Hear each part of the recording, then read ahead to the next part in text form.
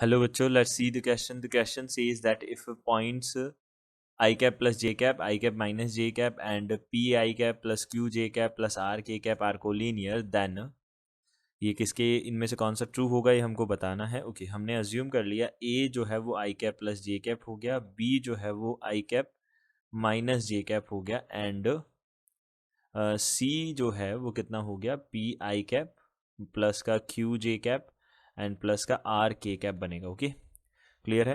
अब ये जो है सारे के सारे क्या है कोलीनियर है. ओके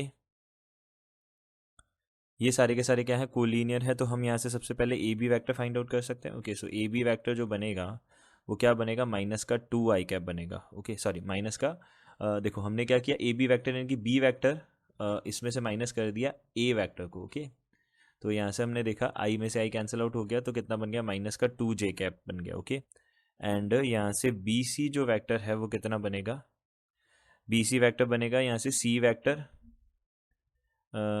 प्लस क्यू जे कैप यहाँ पे आर के कैप और माइनस यहाँ से कितना बन जाएगा सी बी वैक्टर जो है वो कितना आ जाएगा आई कैप माइनस का जे कैप आ जाएगा. इसको हम माइनस कर देंगे. ओके तो बी सी वैक्टर जो है वो कितना बनेगा यहाँ से p minus one I cap और plus q plus one J cap और प्लस का आर के कैप. ओके ये बनेगा.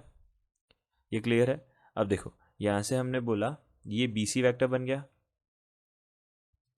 यहाँ से ये बी सी वैक्टर बन गया. ओके अब बी सी वैक्टर आ गया ए बी वैक्टर आ गया. अगर ये कोलीनियर है तो हम क्या बोल सकते हैं देखो वैक्टर्स ये तीनों पॉइंट्स कोलीनियर है तो इसका मतलब क्या हो गया vectors A B vector and B C vector must be collinear. Okay ये क्या होंगे कोलीनियर होंगे. ओके तो अगर ये कोलीनियर है तो यहाँ से हम बोल सकते हैं p माइनस वन को कितना होना पड़ेगा ज़ीरो होना पड़ेगा एंड r को भी क्या होना पड़ेगा ज़ीरो होना पड़ेगा. ओके तो p का वैल्यू कितना आ गया वन और r का वैल्यू कितना आ गया ज़ीरो.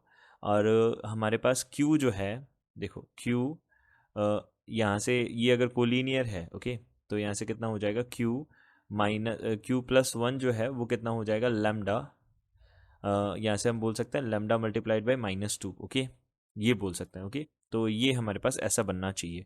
ओके तो यहाँ से हम बोल सकते हैं अब Q का वैल्यू जो है वो माइनस वन नहीं बन यहाँ से माइनस वन नहीं बनना चाहिए. ओके सॉरी प्लस वन नहीं बनना चाहिए. ओके अब देखो यहाँ से हमने ए सी भी फाइंड आउट कर लिया. ओके अब ए सी जो हमने देखा वो कितना बन गया p minus one I cap okay plus Q minus यहाँ से देखो q minus one J cap. Okay and यहाँ से हमने क्या बोल दिया r माइनस सॉरी r के कैप बोल दिया. ओके अब ए सी भी क्या होगा ए बी के क्या होगा कोलीनियर होगा. ओके तो A C vector and A B vector must B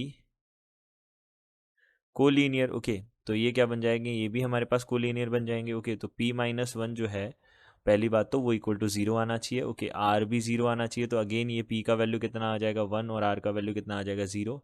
and इसके बाद हम बोल सकते हैं q का वैल्यू q माइनस वन जो है वो किसके इक्वल नहीं आना चाहिए ज़ीरो के इक्वल नहीं आना चाहिए. तो यानी कि q का वैल्यू किसके इक्वल नहीं आना चाहिए वन के इक्वल नहीं आना चाहिए. ओके तो यहाँ से हमने बोला एक तो फर्स्ट ऑप्शन जो है वो हमारा करेक्ट हो जाएगा, एक सेकेंड ऑप्शन करेक्ट हो जाएगा और एक फोर्थ ऑप्शन जो है क्यू का वैल्यू वन नहीं होना चाहिए और माइनस वन नहीं होना चाहिए ये करेक्ट हो जाएगा. यानी कि फोर्थ ऑप्शन में क्यू का वैल्यू वन नहीं होना चाहिए ये बोला है तो ये भी करेक्ट हो जाएगा. ओके तो यहाँ से हम ए बी डी को करेक्ट ऑप्शन बोल सकते हैं. I hope you understood it well. Good luck.